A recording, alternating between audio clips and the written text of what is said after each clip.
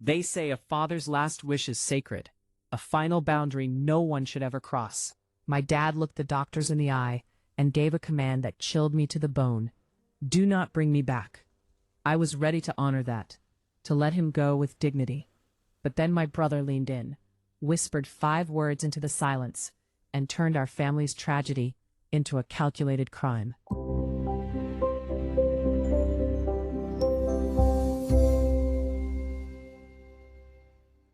The hospital hallway always smells like a mix of industrial bleach and stagnant air. It's a scent that sticks to your skin, making you feel like you're already part of the machinery. My name is Lily Rose, and for 3 weeks that hallway had been my entire world. I sat in a plastic chair that felt like it was designed to discourage anyone from staying too long. Across from me, my brother Marcus was buried in his phone. He hadn't spoken to me in hours. Marcus has always been the practical one, which usually just meant he was looking for the shortest route to a payday. Inside room 412, our father was fading. It wasn't a sudden crash. It was a slow, agonizing leak of life. He was a man who had spent 40 years running a timber mill, a man of iron and grit. Seeing him hooked up to tubes felt like watching a mountain crumble. That morning, the head cardiologist, Dr. Eris, called us in. The monitors were chirping in that rhythmic, annoying way that signals a losing battle. "Mr. Miller is conscious," the doctor whispered, "but we need to discuss the directive. If his heart stops again, what are we doing?" I moved to take Dad's hand. His skin felt like parchment paper. He was weak, but his eyes were sharp, sharper than they had been in days. He pulled me closer, his breath rattling in his chest. He didn't look at Marcus. He looked straight at Dr. Eris. "No more," he croaked. The words were small but heavy. "No machines. Don't revive me. Let me go." The room went cold. I felt a sob catch in my throat, but I nodded. It was his life, his choice. Dr. Eris looked at us for confirmation. I managed a shaky yes. Then I looked at Marcus. My brother didn't cry. He just stared at the heart rate monitor, his eyes narrowing as if he were calculating the cost of the electricity running the machine. "We need a moment," Marcus said, his voice flat. He didn't wait for an answer. He grabbed my elbow and pulled me out into the hallway. The second the door swung shut, his entire demeanor changed. He wasn't the grieving son anymore. He looked like a man who had just seen a business deal go south. "We can't let him sign that DNR, Lily," he hissed, glancing around to make sure no nurses were eavesdropping. "What are you talking about?" I snapped, shaking his hand off. "You heard him. He's tired, Marcus. He's in pain. He wants peace." "Peace doesn't pay the taxes on the estate," Marcus replied, his voice dropping to a dangerous low. "The trust hasn't cleared the 3-year vestment period yet. If he dies before Thursday at midnight, 40% of the inheritance goes to the state in probate taxes." 40%, Lily. That's nearly $2 million. I stared at him, feeling a wave of nausea. "He is dying and you're worried about a tax loophole?" "I'm worried about our future," he countered. "We just need to keep him present for 4 more days. If the doctors revive him, they keep him stable. If they don't, we lose everything he worked for." I turned my back on him, disgusted. I walked back into the room, determined to tell the doctor to finalize the paperwork. I wanted Dad to know I had his back. But when I opened the door, I saw Marcus had followed me in. He didn't go to the doctor. He went straight to Dad's ear. I saw him lean down, his lips almost touching Dad's graying hair. I couldn't hear what he said in that moment. All I saw was Dad's heart rate spike on the monitor. The steady beep, beep, turned into a frantic beep, beep, beep, beep. Dad's eyes widened. He tried to speak, to scream, but only a gasp came out. "What did you say to him?" I yelled, rushing over. Marcus stepped back, a mask of feigned concern instantly appearing on his face as the nurses rushed in. "I just told him we loved him, Lily. Why are you overreacting?" But I knew Marcus. I knew that look in his eye. He had told Dad something that made him terrified to die, not for his own sake, but for mine. As the doctors began to check the vitals, Marcus caught my gaze. He smiled. It was the kind of smile a predator gives right before the strike. That night, the first accident happened with the equipment. And that was when I realized Marcus wasn't just trying to keep Dad alive. He was trying to rewrite the ending of a story that wasn't his to tell. The night shift in a hospital is a different dimension. The lights dim, but the buzzing never stops. After the scene Marcus caused, the doctor stabilized Dad, but the tension in the room was thick enough to choke on. Marcus had disappeared to get coffee, leaving me alone with the ghost of our father's terrified expression. I sat by the bed, watching the green line of the heart monitor. It felt like a ticking clock, but instead of counting time, it was counting down the price of a soul. Around 2 o'clock in the morning, the door creaked open. It wasn't a nurse. It was Marcus, and he wasn't carrying coffee. He was carrying a leather briefcase, the one Dad used for his legal documents. "What is that doing here?" I whispered, standing up. "I went home to grab some things," he said casually, setting the case on the small rolling table. "Since Dad is lingering, I figured I'd get a head start on the paperwork. There's a lot of signatures missing from the 2024 filings." "He's in a semi-coma, Marcus. He can't sign anything." Marcus didn't look at me. He opened the briefcase and pulled out a stack of papers. "The notary is a friend of mine. He's coming by tomorrow morning. He's willing to be flexible about the definition of conscious, as long as the hand moves the pen. Will his dignity pay for the surgery you've been putting off?" I froze. He knew. I hadn't told anyone about the medical bills I'd been hiding, the mounting debt from my own health struggles over the last year. "I checked your mail, sister," he whispered. "We're both drowning. I'm just the only one brave enough to grab the life raft." Suddenly, the monitor started to wail. A long, flat tone pierced the room. Beep! Dad's heart had stopped. I lunged for the code blue button, but Marcus caught my wrist. He held it with a grip like iron. "Wait," he hissed. "He's dying." "Let go," I screamed, struggling against him. "Look at the clock, Lily. It's 2:14 a.m. If he dies now, we lose everything. Just give it 1 minute, let the system reset. If we call them now, they'll just pronounce him." "You're killing him. I'm saving us." We struggled in the dark, the flatline tone screaming in our ears, a digital requiem for the man who just wanted peace. I managed to kick the table, sending his briefcase and the flexible legal papers flying across the floor. The door burst open. A team of nurses and a resident doctor rushed in. Marcus instantly let go of my arm and fell to his knees, burying his face in his hands. "Please," he sobbed, the performance starting instantly. "Do something. Don't let him go. He told me he wanted to fight." I stood there, breathless, bruised and horrified as they began chest compressions. I watched my father's body jump under the force of the shocks. Each jolt felt like a violation. After 10 minutes, a pulse returned. Weak, threadbare, but there. The doctor wiped sweat from his brow. "He's back. But he's very unstable." As the medical team moved out to update the charts, Marcus stood up. He brushed the dust off his expensive trousers and looked at me. There wasn't a single tear in his eye. "That's 1 day down," he whispered. 3 to go. I looked down at the floor and saw one of the papers that had fallen from his briefcase. It wasn't a tax document. It was a life insurance policy I had never seen before, one that named Marcus as the sole beneficiary, but only if the death was natural and occurred under hospital care. I realized then that Marcus wasn't just waiting for a tax loophole. He was waiting for the clock to turn him into a millionaire, and he didn't care how many times he had to bring Dad back from the dead to get there. The 3rd day felt like a fever dream. The hospital wasn't a place of healing anymore. It was a courtroom where I was losing the case for my father's soul. Marcus had essentially moved into the room, setting up a command center on the small sofa.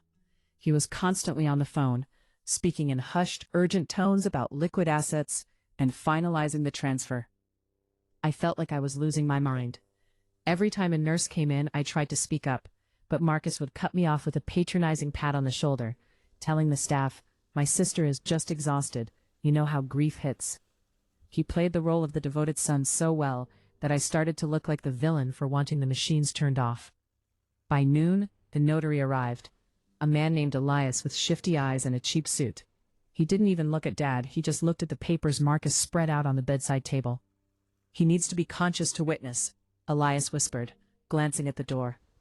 "He's in there," Marcus lied, leaning over Dad. "Hey Dad, it's Marcus. I need you to just give us a sign, just a little movement so Elias here can verify." I stepped forward, my heart hammering against my ribs. He's heavily sedated because his ribs are broken from the compressions you insisted on. Marcus ignored me. He took Dad's limp hand, the hand that used to teach me how to tie knots and skip stones, and forced a pen into the fingers. He wrapped his own hand over Dad's, physically guiding it toward the signature line of the life insurance amendment. "Stop it." I lunged for the paper, but Elias stepped in my way. "Miss Rose, please. We are just trying to settle your father's affairs as he requested," the notary said, his voice slick with rehearsed calm. "He never requested this," I screamed. The commotion brought in a head nurse, a stern woman named Sister Halloway. She looked at the scene, the papers, the notary, my shaking hands, and her eyes narrowed. "What is going on in here?" she demanded. "This is an ICU, not a business office." "We're leaving," Marcus said quickly, tucking the papers back into the briefcase. He gave me a look that promised retribution later. Elias vanished into the hallway before Halloway could ask for his ID. Once they were gone, the room fell into a heavy, mechanical silence.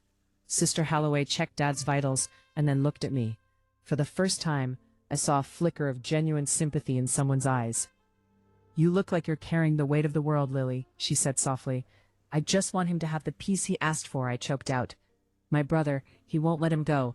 He's waiting for a deadline. He's waiting for money." She sighed, looking at the monitor. "In this building, we see the best and the worst of families.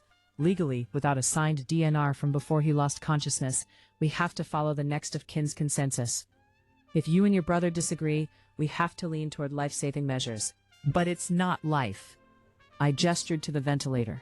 "It's a pulse. That's all it is." She leaned in closer, her voice barely a whisper. "The shift change is at 8 p.m. The security cameras in this wing are being serviced between 8:15 and 8:45. I'm not telling you anything, Lily. I'm just saying it gets very quiet during that window." My breath hitched. Was she suggesting what I thought she was? Before I could process it, Marcus returned. He looked agitated. He grabbed my arm and pulled me toward the window. "The bank called," he hissed. "They're flagging the signatures. They want a video verification of him, acknowledging the terms. We have to wake him up." "Wake him up?" "Marcus, the doctor said the sedation is the only thing keeping his brain from swelling." "I don't care. If he doesn't wake up and nod his head on camera by tomorrow morning, the insurance is void. The whole thing, the house, the mill, the 2 million, gone." He looked at the IV drip. I saw his hand reach for the dial that controlled the sedative flow. "If you touch that, I'll scream," I said, my voice steady for the first time in days. Marcus leaned in so close I could smell the stale coffee on his breath. "If you scream, Lily, I'll tell the police you've been stealing Dad's medication for your own health issues. I've already planted the bottles in your purse. Who do you think they'll believe? The successful businessman, or the sister with a mountain of debt and a habit?" The room felt like it was spinning. He had thought of everything. He had turned our father's deathbed into a trap, and I was caught right in the middle of it.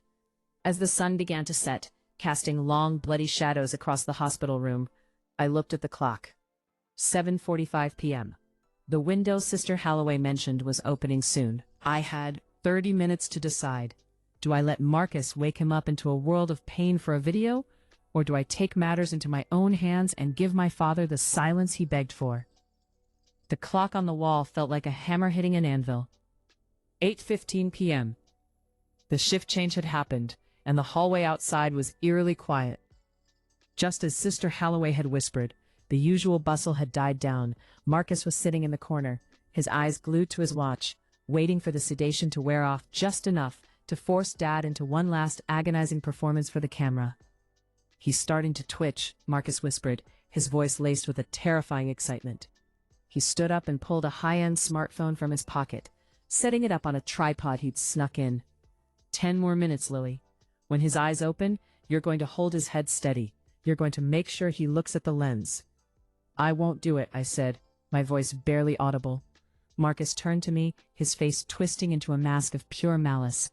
"You will, because if you don't, I'm calling the tip line. I'll make sure you spend the next 5 years in a cell while I'm sipping cocktails on a beach bought with Dad's legacy. Choose carefully, Lily Rose. Loyalty or ruin." He turned back to the bed, adjusting the lighting. My heart was thundering so loud I thought it would trigger the monitors. I looked at Dad. Under the harsh fluorescent light, he looked like a shell.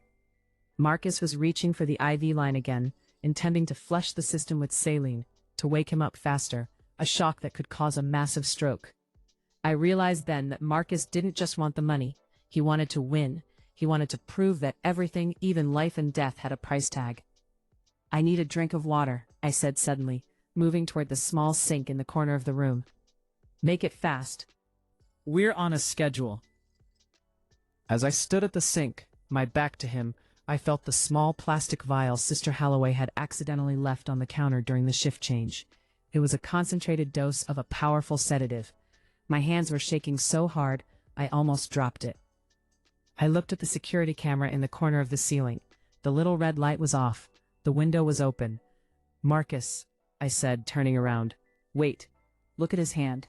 Marcus frowned and stepped closer to the bed, leaning over Dad's chest to see what I was pointing at. "What? I don't see." In that split second, I didn't go for the medicine. I went for the power cord of the tripod. I yanked it, sending his expensive camera and light crashing to the floor. The sound was like a gunshot in the quiet room.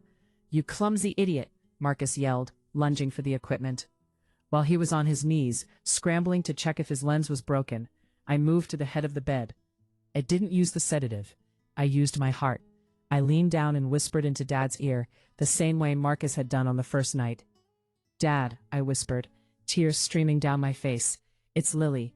I'm here. You don't have to stay for me. I'm going to be okay. I promise. You can go now. I'll handle the rest." I saw his eyelids flutter. For one brief, beautiful second, the haze cleared. He looked at me, and I saw the man who had raised me, the man who had built a mill with his bare hands. He squeezed my hand, a faint, intentional pressure. It wasn't a spasm. It was a goodbye. Then, his eyes shifted to Marcus, who was still swearing on the floor, obsessed with his broken technology. A look of profound disappointment crossed Dad's face, followed by a strange, peaceful resolve. Suddenly, the monitors didn't scream. They didn't flatline. "Beep, beep, beep." "What are you doing?" Marcus hissed, standing up. He looked at the monitor and then at Dad. "No, no, no, no. He's crashing. The sedation hasn't even cleared yet. Wake up, Dad, wake up." Marcus grabbed Dad's shoulders and started shaking him, his voice rising to a panicked shriek. "Sign the papers. You have to sign the papers." "Marcus, stop." I tried to pull him away, but he was manic. $2 million, Lily, $2 million. He reached for the code blue button, but I slammed my hand over it, blocking him. "Let him go, Marcus. It's over. Get out of the way." He shoved me hard, sending me reeling into the medical cart. He hammered the emergency button, but the light didn't turn blue. It turned red. A system error message flashed on the screen. The equipment, the very machines Marcus had relied on to keep his asset alive, had glitched. In that silence, Dad took one last deep breath. It sounded like a sigh of relief. And then, he was gone. Marcus stared at the clock. It was 8:38 p.m. "Tuesday," Marcus whispered, his face turning a ghostly white. "It's only Tuesday. The vestment period, the insurance, it's all gone." He fell back into the chair, the life insurance policy fluttering to the floor like a useless piece of trash. He looked at me, his eyes full of a terrifying, hollow rage. "You killed us, Lily. You just sent us both to the poorhouse." I stood up, wiping the blood from my lip where I'd hit the cart. I looked at my father's peaceful face. For the first time in weeks, I could breathe. "No, Marcus," I said firmly. "I just saved him. And as for the money, I think you'll find that Dad had one last surprise for you." I reached into my pocket and pulled out the small, crumpled note I had found tucked inside Dad's old watch case earlier that day. A note that changed everything. Marcus grabbed the note from my hand, his fingers trembling with a mix of desperation and fury. He smoothed out the yellowed paper, expecting a bank code or a hidden account number. Instead, his eyes scanned the messy, hurried handwriting of a man who knew his time was short. The note read, "To my children, the mill was never the legacy. The debt Marcus mentioned was paid off months ago. I didn't want you to know because I wanted to see who would stay by my side when the gold was gone. Lily, the real deed is in the safety deposit box under your name. Marcus, I hope the silence teaches you what noise never could. Marcus let out a guttural sound, half laugh and half sob. A test? He put us through this for a test? It wasn't a test for me, I said, standing tall. I stayed because he was my father. You stayed because he was a lottery ticket, and you just cashed in a losing play. The medical team finally entered the room, responding to the manual alarm I had finally managed to trigger. Dr. Eris looked at the clock, then at the peaceful expression on Dad's face. He checked the pulse, sighed, and pulled the sheet up. Time of death 8:42 p.m., the doctor announced. Marcus didn't move. He sat in that plastic chair, surrounded by his flexible legal papers and broken camera equipment, looking smaller than I had ever seen him. He had spent years calculating the value of everything, only to realize he had zeroed out his own life. The funeral was small. It was a rainy Tuesday. As the dirt hit the casket, Marcus stood at the edge of the cemetery, a shadow of the man he used to be. The bank had already started the audit on the documents he tried to forge, and the notary, Elias, had vanished, likely to avoid the fraud charges that were inevitably coming. I walked away from the gravesite feeling a strange lightness. I didn't have $2 million. I didn't even have enough to pay off my medical bills in full. But I had the mill, not as a business to sell, but as a place to rebuild. Weeks later, I sat in Dad's old office at the timber mill. I opened the safety deposit box mentioned in the note. Inside, there wasn't a mountain of cash. There was a collection of old photographs, a set of keys to a small cottage in the mountains Dad loved, and a final letter. Lily Rose, it began, money is just paper until you use it to buy freedom. Use this cottage to heal. The mill is yours to run or to burn. Just remember, the most important things in life don't have a heartbeat that can be measured by a machine. They live in the choices we make when no one is watching. I looked out the window at the tall pines swaying in the wind. Marcus was gone, likely chasing another sure thing in another city, forever running from the silence of that hospital room. But I stayed. I chose the quiet. I chose the peace. And every time I hear the wind through the trees, I know I made the right choice. My father didn't die a victim of his son's greed. He died a man who was finally, truly, heard. Where are you guys watching or listening to this story from? Let me know the city and time in the comments. If you were in Lily's shoes, would you have waited for the window or called the doctors immediately? This story was a reminder that some things are worth more than any inheritance. For more deep, calm, and thought-provoking stories, make sure to hit that subscribe button and join the Lily Calm Stories family. Sleep well and stay peaceful.